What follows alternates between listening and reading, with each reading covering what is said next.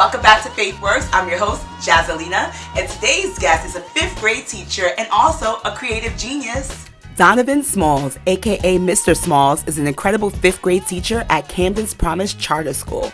He's doing the most to educate and inspire his students. His new endeavor, the Gold Room, is guaranteed to make your mouth water. Donovan's unique style and vibrant personality leaves a lasting impression everywhere he goes.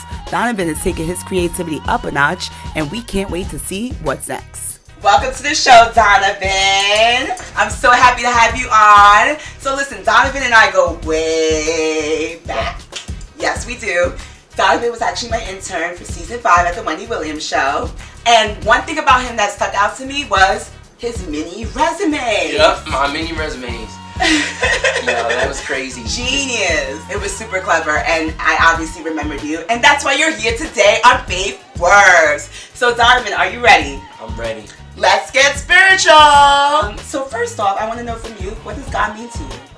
God to me is the truth, the way, and the light. I think that a lot of times we get so caught up in our own things that we don't realize that He's always working overtime.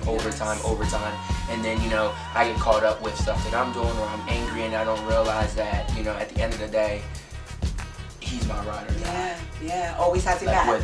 Always have my back. And without Him, where would I be? Exactly.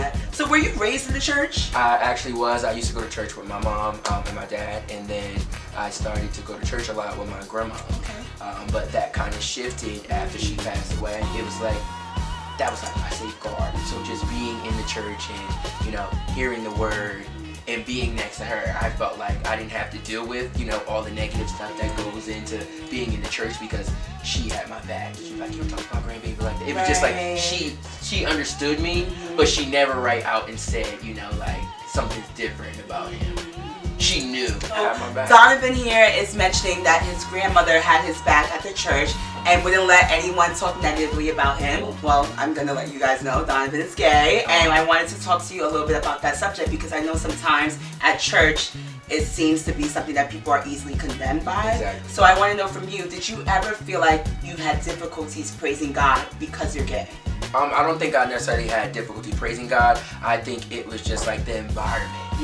You go to one place and you know that everybody shares a clear vision in the church and everything like that, but then you never really get to see how people are working on the other end. So it's like I'm getting my praise and we're all supposed to be here, but at the end of the day, you're talking about somebody else. It's just like, this is supposed to be a place we worship.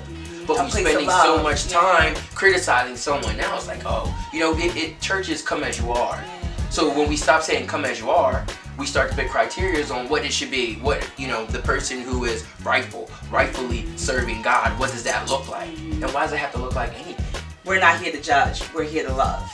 And that's the way it should be. I know sometimes, again, with churches, they may say, preach the word about homosexuality, it's not welcome here. Have you ever experienced condemnation at the church? Well, not necessarily toward me, but technically it was, but during being young and hearing things like that, you just know, well, I better not say anything because, I know that that's looked upon. So as I'm reading the scriptures and I'm reading the Bible and maybe even during Bible study, and you're just like, is this right for me? Right. Am I accepted here? You start to Am I put it on yourself. the front? Like, is this really... Is God really looking down on me? Am I being despised by everybody else in the church? Am I playing a character?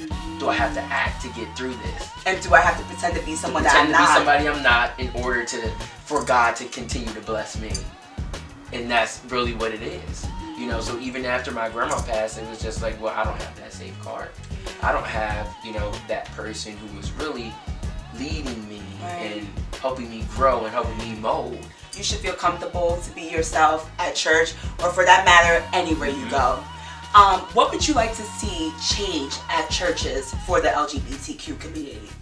I mean, if we can't even get a panel, we can get like some people who are, right with the Lord, but at the same time, gay, LGBTQ, who are trying to embed finding yourself within your community. Like, a lot of these kids are young. They in are the choir, but they don't have they need that. God too. Exactly, they need God too, and they need a place where they know it's okay to be what you are. Same thing we do with school. Like there needs to be something, a community where these kids can go and talk about their feelings and share it, because a lot of kids don't even know that they are. You know, it's a certain age that you get where you start to develop and you start to figure out what it is about yourself, and you realize that this wasn't how I always was. Something is changing within me, and if we don't have them proper things, then we're going to hide it. We're going to hide it within ourselves, which turns into rage, frustration, suicide. You know, all those things that all play these negative things. When we can just have a nice conversation and just show like everybody's welcome. How has God enriched your life? Oh, so many ways. I really feel like I'm so blessed. Yes. And a lot of times I think about that, even being in a same-sex relationship for 8 years. It's just mind blowing that like we have a dog, we're here financially. I'm able to teach. My kids know I'm gay. So it's just like they love me all the same. Even the boys basketball. Like, it's just like I've developed this type of community with my kids and with my family. Like I'm very family oriented. Like every event we want to get sharks for, we want to really go balls to the wall. And I think that if I didn't have my family with me, I don't know where I'd be. And I think that my grandma was always big on, and my mom is that way too. Like family, family's everything. It is. So Donovan, why do you think that some Christians are not open-minded when it comes to homosexuality? I think a lot of times people are resistant to change, which is something I'm also learning in the school system. People are so heavy believers, but are you sure that you're really living by the scriptures and are living by what's really being said? And I think when you live so heavy but you aren't open to how times are changing, when you are so stuck in, well, this verse, this was said here, but the times are changing. So you have to be willing to change with it. Absolutely. And if you aren't willing to change with it, you're going to be stuck. Yes. You're going to be stuck. Right. And when you're stuck, you're only going to be thinking about the same thing over and over again, which in reality is, these people are here, they need to stay here. But then when you think about homosexuals, when you think about what it means to be black, when you think about what it means to come from the inner city, all those negative things, it's just more work being added on to trying to define who you are when you're being shunned everywhere. That's all it is. That's really what it is. Yeah, that's really what it is. And we should be have. bringing each other together. Especially in the place of the Lord. So Donovan mentioned that he's been engaged to his fabulous fiance, Alex. Yes. And they've been together for about 8 years. I love their love.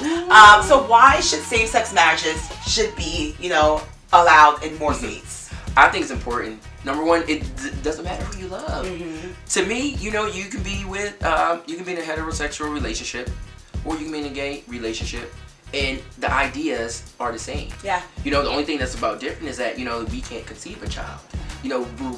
But when you have that child, we love it the same. Exactly. Now, how did you meet Alex? Because let me tell you, Alex and Donovan are always coordinating the same. They have such similar personalities. Listen, I mean what I say when I say that I love your love, okay? I'm just how can I be like Donovan and Alex? It took time. It took a lot of hard work because we weren't always, always there. But I think as time went on, we really started to find our niche and find out what we really liked and, trying to define ourselves. And I felt like that was important because, when you come out as being gay or then you put it on a platform, it's like, what are you doing differently that is going to impact other, members of your community, and what are you going to do to really speak for those who are voiceless? And I that's why we wanted to come up with the Wanderlust Boys. So when I got together, when we got together with me and Alex, it was just like, I love our love. So let's spread our love. Let other people love our love. So we wanted to do we just love to travel. I felt like it was so important to share it with the world and to get the feedback that we did. It was beautiful because for me, being gay, being black, him being Hispanic and being gay, it's a lot of backlash. Then you deal with the families, especially with the dads. I want my son to be regular. We're just regular. There was nothing extra about us. Two men living together, enjoying our best lives together, and that's how it's been for 8 years. To know the Wanderlust Boys is to love them. Yes. So Donovan is also an amazing teacher to a 5th grade class. I love how you implement hip hop into your classrooms. Yes. Why is that important to you? Number one, I was in school, and I teach at the same school that I went to, and there's a lot of things that are like done where it's just, if we're bringing alumni back to break ground, to really change stuff. And if you wanted me to come back and you knew how creative I was leaving, then you should have no problem with me expanding on that. And I really wanted to, every morning I come in, kids talk about YouTube and Instagram and different things like that. I'm just like, if I could pull these kids and really bridge a gap and make connections with them, why not? So I started using YouTube. I created a page called Educational Fellow. So cool. I started it off of Cardi B, Bodak Yellow, and I titled it Study Sheet. Right. Yeah. You write your own raps. Boy, I feel like I'm writing new songs to every night. I'm like, do this rhyme, do this go together, and if I can't jam to it in my head, then I know it's not a good look. Yeah. But you know, I try to get the kids, so I use it as incentives. All right, you get your work done, we can make a video. So then the other class are like, I want to be in Mr. Smalls class, but it's not like all we do is make videos. I really wanted to show them about the world. Yes. A lot of times we don't talk about that. Yes. You know, even with Black History Month, we might talk a little bit about slavery and then we move on. It's just like, these kids are from the inner city. If we aren't teaching them how to better prepare themselves and know that this world can chew them up and spit them out, then what are we really doing? You're right. You know, I'm not even in the 50s. I want to be in Mr. Smalls class. Look, you want to be, you know, that teacher that you didn't have when you were younger. Yes. Or even better than that teacher that you had when you were younger. And I feel like that's something that I've been trying to do and continue to do. Well, you're doing it, okay? Because I love that video. All I do is teach, no matter what. Got knowledge on our minds, we ain't never giving up. And every time I step up in that classroom, everybody hands go up. Hey, and they stay there. Hey, stay there. Hey, stay there. Up, down, up, down, up, down. I was like, everybody raise your hand. I'm gonna go around and around. Half the time I'm doing all the crazy stuff, and the class is just sitting there like, what you need next, Mr. Smalls? Our chant 501, we the best. Okay, so talk to us about the dramatic kids. I love them. Oh, my babies. So that really got started this year. I originally started with Dramatic Academy, but when I came back to do 5th grade, the kids were like, what is there for us? What is there for us to do? I was like, okay, cool. So let's start Dramatics. But I didn't want to call it Dramatic Academy because I wanted them to work for something. Okay. So I was like, Dramatic Kids. And so, you know, one of our big performances was the Rhythm Nation song.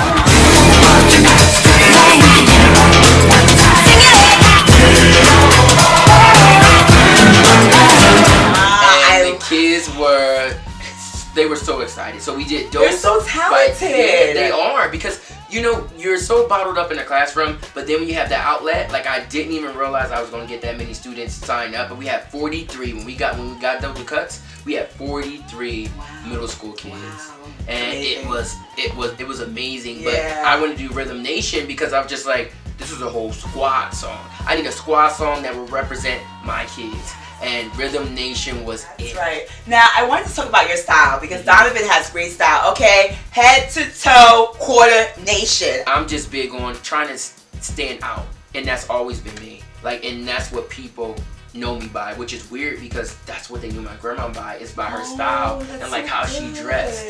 So to me, I feel like every time I think about her, how I decorate my apartment with the gold, you know, she was big on gold, and I feel like that stuff was embedded into me. It so was. It takes me back to Absolutely. church. So everything becomes full all circle. Connects. And when I think about it, I'm just like, wow, like even though she's not here, because she passed away in 2010, my first year of college, you know, it was just like she still followed me through, and I still continue to be blessed through her, like as if she's my angel. Okay, so Donovan. Yeah. You have this video. It's an ASMR video. He talks like this. Tell us what it is. I usually say, welcome to the gold room. So when I usually say like welcome to the gold, when I say welcome to the gold room, like people go crazy. Well, at least in my mind, right? I love it. So I just started because I was like, these videos are crazy to be like people doing like mukbangs, like eating food in front of everybody or playing with silly putty. And I was just like, you know what? Let me try to do something like that. Like just make it funny. So I would do like, I would sing karaoke, but like in a whisper voice, or you know, I would eat like crackers and ginger ale, or Chick-fil-A, you know, or Chick-fil-A, right? Then I might throw some fries on there like this. Bit the top of that corner.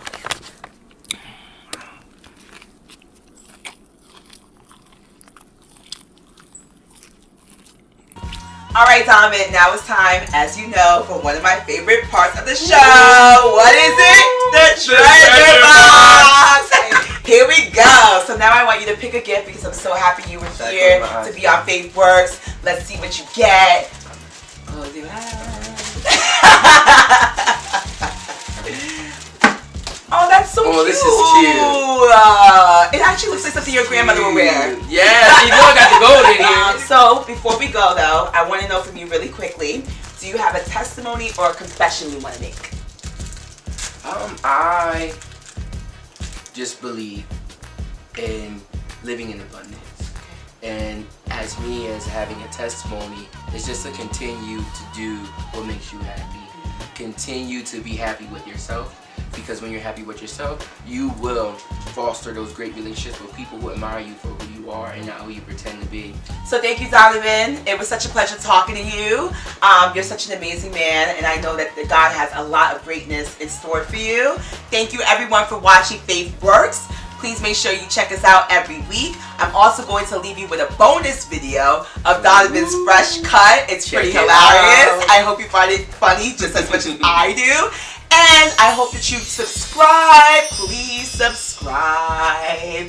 And always remember, walk by faith, not by sight. Yes, that's right. Amen. Hallelujah. So let's turn around and look at her hair. It's all about who you bring. Reese Witherspoon had a blast in New Zealand with Oprah and Mindy Kaling. Booyah! In your face! Look at this. Look at this. Look at this. Look at this. That's how you should get your hair. So stop looking like a raggedy ass. And get like me. Get a haircut like me. Look at this skin. Look at this face. You know you want to taste, but you can't. But you can't. But I know you want to. Look. Look at me. Look at me. Look. Look.